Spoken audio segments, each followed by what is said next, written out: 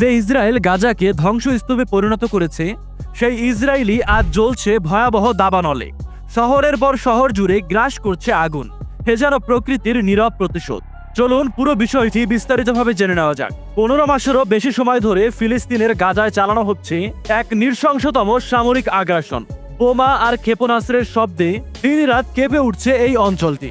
ধ্বংসস্তূপে পরিণত হয়েছে পুরো উপত্যকা। প্রতিদিন প্রাণ হারাচ্ছে শত শত নিরীহ মানুষ। ওদের এই বর্বরতা থেকে রেহাই পাচ্ছে না নিষ্পাপ শিশুরাও। এখন পর্যন্ত নিহতের সংখ্যা 51,000 ছাড়িয়ে গেছে। এই ভয়াবহতার বিরুদ্ধে বিশ্বজুড়ে চলছে প্রতিবাদ।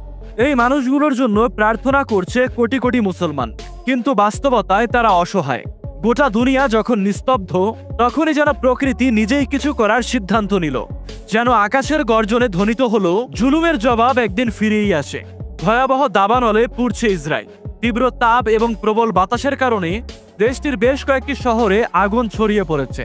এসব শহরের বাসিন্দাদের ইতোমধ্যেই নিরাপদ দূরত্বে সরিয়ে নেওয়া হয়েছে। আগুনের কারণে বন্ধ রয়েছে সড়ক ও রেলপথ। আনাদুলুর প্রতিবেদনে বলা হয়, মধ্য ইসরায়েলের মোসাফতারনের কাছে প্রথমে এই আগুনের সূত্রপাত হয়। তাপমাত্রা বৃদ্ধি এবং তীব্র বাতাসের কারণে তা পর্যায়ক্রমে বিভিন্ন জায়গায় ছড়িয়ে পড়ে। এরপরে ওই শহরের বেশ কয়েকটি স্থানে আগুন লাগে। তীব্র বাতাসের সঙ্গে সঙ্গে আগুন আরো বেশ কয়েকটি শহরে ছড়িয়ে পড়ে। এক পর্যায়ে আগুন আরো ভয়াবহ আকার ধারণ করে নিয়ন্ত্রণের বাইরে চলে যায়। এছাড়াও ইস্তাউল, বেতমের এবং মেসিলা জিয়ন শহর থেকে বাসিন্দাদের কর্তৃপক্ষ সরিয়ে নিয়েছে।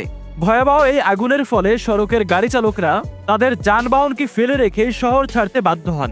দাবানলের এই স্থান থেকে 25 কিলোমিটার দূরে জেরুজালেমের আকাশও ধোঁয়ায় আচ্ছন্ন।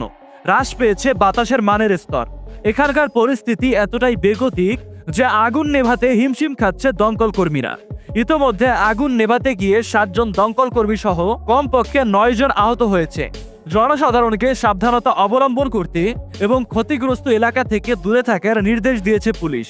দাবানল ছড়িয়ে পড়া এলাকা থেকে জেরুজালেমে যাওয়ার গুরুত্বপূর্ণ সড়কগুলো বন্ধ করে দিয়েছেন তারা। এমন পরিস্থিতিতে টালমাটাল অবস্থায় ইসরায়েলি শাসক বেনিয়ামিন নেতানিয়াহু অ্যাডব কমান্ড সেন্টারে বসেছেন জরুরি বৈঠকে। অগ্নিকাণ্ড ঠেকাতে স্থল এবং আকাশপথে নিয়োগ করেছেন সকল ধরনের সরবরাহ। কিন্তু প্রকৃতির এই আক্রোশ ঠেকানো কি এতটাই সহজ?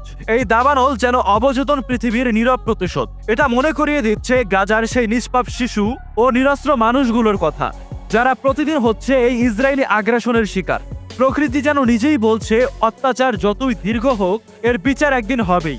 সেই বিচারের কাঠগড়াই এখন দাঁড় করানো হয়েছে ইসরায়েলকে। সৃষ্টিকর্তা ছাড় দেয় কিন্তু ছেড়ে দেয় না। ওদের যে কি দশা হবে তা নিয়ে আপনার কোনো মতামত থাকলে কমেন্টে লিখে জানাতে পারেন।